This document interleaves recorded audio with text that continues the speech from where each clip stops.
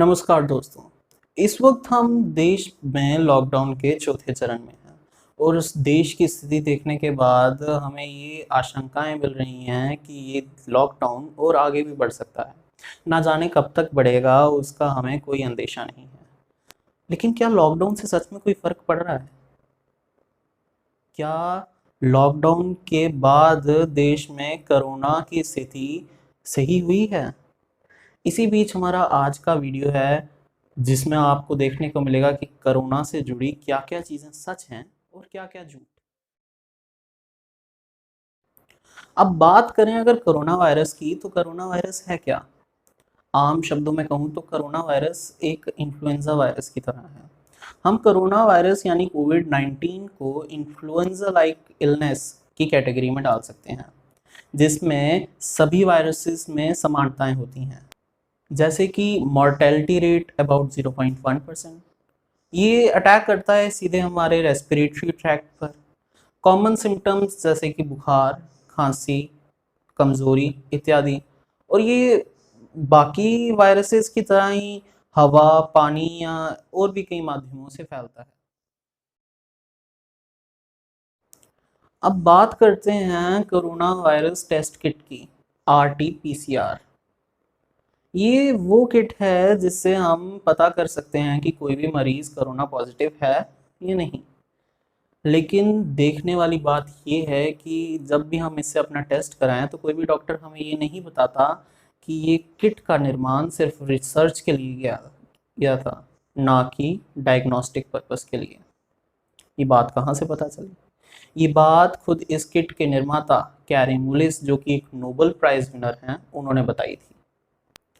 27 फरवरी 2020 को American journal of medical association के अनुसार वुहान के 4 मरीजों का टेस्ट इसी किट से किया गया और वो चारों कोरोना पॉजिटिव नहीं थे, यानी उनका टेस्ट नेगेटिव। उनके टेस्ट के बाद उन्हें उनके घर भेज दिया गया। ठीक 13 दिन के बाद जब उन सभी पेशेंट्स का फिर से टेस्ट किया गया तो वो कोरोना पॉजिटिव आए। इसका क्या मतलब है? पहला, या तो उनका टेस्ट करने पर वो नेगेटिव नहीं थे, उन सबको कोरोना वायरस था। दूसरा, पहली बार टेस्ट करने पे वो सब ठीक थे, लेकिन घर जाने के बाद वो इन्फेक्टेड हुए। और तीसरा, या तो उन्हें कोरोना वायरस था ही नहीं, ये टेस्ट गलत है। असल में इस टेस्ट से कोई परिणाम नहीं निकला। अगर हम व्हाइट हाउस की एडवाइस को सुने तो उनके कोरोना वायरस कोऑर्डिनेटर के मुताबिक ये टेस्ट के 50% टेस्ट गलत साबित होते हैं, यानी हर दूसरा टेस्ट गलत आता है। तभी 20 मार्च को फिनलैंड के हेल्थ मिनिस्ट्री द्वारा इस किट का बहिष्कार किया गया, इसको रिजेक्ट कर दिया गया।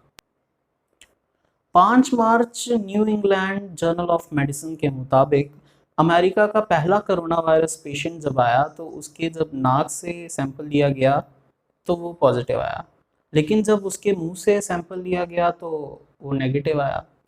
अब आप ही इस चीज़ का निष्कर्ष निकालें कि इस टेस्ट किट पे हम कितना विश्वास कर सकते हैं।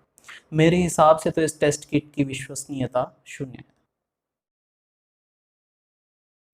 दोस्तों, बात करते हैं इम्यूनिटी की। हमारी बॉडी की 95% इम्यूनिटी डेंड्रिटिक सेल्स कंट्रोल करते हैं। डेंड्रिटिक सेल्स वो सेल हैं जो ये निर्णय लेते हैं कि हमारी बॉडी में एंटर करने वाली चीज़ हमारे लिए ठीक है या नहीं। ये निर्णय लेते हैं कि हमारी बॉडी में जो भी चीज़ एंटर कर रही है वो हमारी बॉडी की दोस्त है या दुश्मन। फिर वो चीज़ चाहे हमारे नाक, मुंह, मच्छर के काटने या फिर हमारे चोट लगने इत्यादि से ही बॉडी में एंटर क्यों ना हो। अगर कोई खतरनाक चीज़ हमारी बॉडी में एंटर कर जाए तो डेंड्रिटिक सेल्स उसी वक्त इम्यून सेल्स को आदेश देते हैं और इम्यून सेल्स उस खतरनाक चीज़ पर अटैक करते हैं ताकि हमारी बॉडी पर उसका कोई भी दुष्प्रभाव ना पड़े।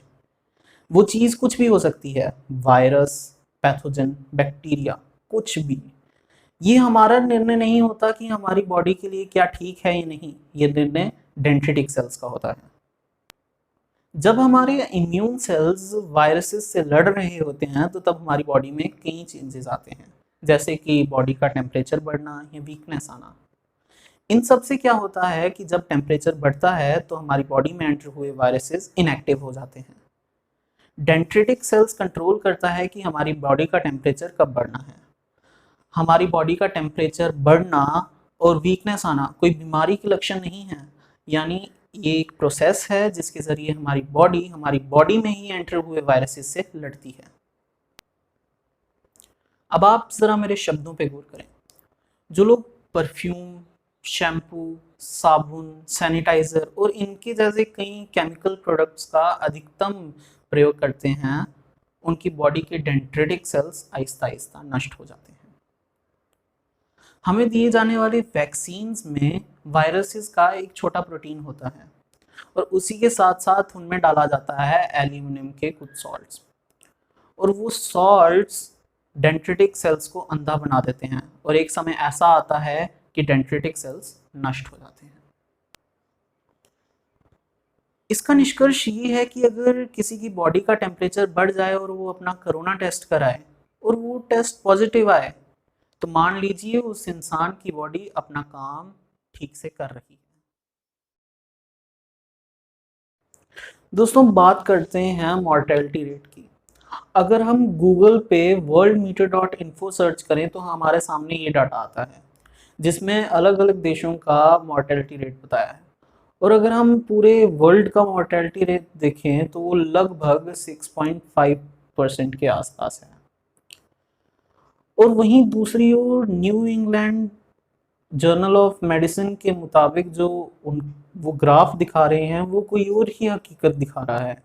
यहाँ पे एक्स एक्सिस दर्शा रहा है कि हर एक व्यक्ति से वायरस आगे कितने लोगों में फैलता है, और वाई एक्सिस दिखा रहा है कि हर 100 लोगों में से कितने लोगों की मृत्यु होती है। अगर उस ग्राफ को देखें और असलियत को परखें तो उसके हिसाब से सबसे खतरनाक वायरस और सबसे ज़्यादा फैलने वाला वायरस है स्मॉल पॉक्स, जो हर एक व्यक्ति से आगे 5 लोगों तक फैलता है और हर 100 में से लगभग 12 लोगों की मृत्यु होती है। वहीं दूसरी ओर अगर हम बात करें कोविड-19 की, उस सर्वे और उस ग्राफ के हिसाब से ये एक व्यक्ति से 3 लोगों तक फैलता है और हर 1000 में से सिर्फ एक की मृत्यु होती है। अब सवाल उठता है कि अगर new England Journal of Medicine के मुताबिक मॉर्टेलिटी रेट 0.1% है, तो रियल टाइम में वो 6.5% क्यों दिखा रहा है? इसका आसान सा जवाब है वो टेस्ट किट जिसका इस्तेमाल इसके डायग्नोस्टिक में किया जा रहा है। जैसा हमने पहले भी बताया कि उस टेस्ट किट का निर्माण सिर्फ रिसर्च लेवल के लिए किया गया था, ना कि डायग्नोस्टिक पर्पस के लिए। और दूसरी बात कि हम कोरोना की वैक्सीन के बजाय इसके क्योर के लिए हम डेंगू, मलेरिया या एचआईवी की वैक्सीन्स और उनकी दवाइयों का इस्तेमाल कर रहे हैं। ये तो आज बच्चा बच्चा जानता है कि सिर दर्द हो तो पेट की दवाई का इस्तेमाल नहीं किया जाता। अब बात करें तो हर साल अमेरिका में ही लगभग 50 से 80 हज़ार लोग इन्फ्लुएंजा लाइक इलनेस की वजह से मर जाते हैं, जिस कैटेगरी में कोरोना वायरस भी शामिल है। वहीं अगर हम केस देखें इटली का तो वहां पर संख्या है 20 से 30 हज़ार, और भारत की बात करें तो यहाँ संख्या है 2 से 3 लाख। दोस्तों, अब हम बात करते हैं लॉकडाउन की। लॉकडाउन तब किया जाता है जब पूरे देश में महामारी हो, लेकिन अब हम कोरोना वायरस से जुड़े तथ्यों और वास्तविकता को परखें तो हम इस निष्कर्ष पे आते हैं कि कोरोना वायरस कोई महामारी नहीं है। जिस वायरस की एक व्यक्ति से दूसरे व्यक्ति तक फैलने की क्षमता SARS, polio, chickenpox, smallpox और मिसल से भी कम हो, और जिसका mortality rate SARS, smallpox, chickenpox, Ebola, bird flu से भी कम हो, और जिसकी समानता कोल्ड और कॉमन फ्लू से हो, उसे हम एक महामारी कैसे घोषित कर सकते हैं? मेरे हिसाब से इस लॉकडाउन का कोई मतलब नहीं बनता। जहाँ तक अब हम जान चुके हैं तो उस हिसाब से इस लॉकडाउन के पीछे या तो कोई बहुत बड़ी साजिश है या कोई बहुत बड़ा खेल। लॉकडाउन की वजह से हम इस वायरस से ज़्यादा एक्सपोज नहीं हो पाएंगे, और अगर इस बीच वैक्सीन का निर्माण हो जाता है और लोग उसका इस्तेमाल कर लेते हैं तो उन लोगों को इस वायरस से लड़ने में बहुत मुश्किलें होंगी। डॉक्टर विश्वरूप रॉय चौधरी ने अपने यूट्यूब चैनल के माध्यम से कई ऐसी वीडियोस रिलीज की जिसमें उन्होंने कोरोना वायरस के पीछे की साजिश को दर्शाने की कोशिश की, लेकिन यूट्यूब ने उनकी सब वीडियोस को डिलीट कर दिया। ऐसा क्यों? ऐसा इसलिए कि हम भारत की भोली भाली जनता इस भ्रम में जी सकें कि कोरोना वायरस एक महामारी है और हमें लॉकडाउन का पालन करना पड़ेगा। असल में भारत इस वक्त WHO पर अंधा विश्वास कर रही है और इस वक्त जैसा WHO कहेगा भारत वैसा ही करेगा। डॉक्टर विश्वरूप रॉय ने अपनी एक वीडियो में बताया कि उन्होंने हेल्थ मिनिस्ट्री से अनुरोध किया था कि उन्हें 5 कोरोना पेशेंट दिए जाएं जिनका उपचार वो नेचुरल डाइट से करेंगे और 3 से 4 दिन में वो उन पेशेंट्स को ठीक कर देंगे। वहीं उनकी इस बात पर हेल्थ मिनिस्टर का कहना था कि उन्हें भी मालूम है कि नेचुरल डाइट से कोरोना पेशेंट्स ठीक किए जा सकते हैं, लेकिन उन्हें इस वक्त प्रोटोकॉल्स को फॉलो करना है। इससे एक चीज़ साफ स्पष्ट है कि हेल्थ मिनिस्टर और पीएम की WHO के सामने नहीं चलती, नहीं तो कब के वो वैक्सीन बनाने और टेस्ट करने के बजाय आयुर्वेदिक उपचार शुरू कर चुके होते हैं। इससे सीधा बड़ी बड़ी फार्मा कंपनीज और उद्योगपतियों को फ़ायदा होता है, जिनके लिए जान से ज़्यादा पैसे की अहमियत है। अब हम बात करेंगे उस नेचुरल डाइट की जिसका वर्णन डॉक्टर विश्वरूप रॉय ने अपनी वीडियो में किया था।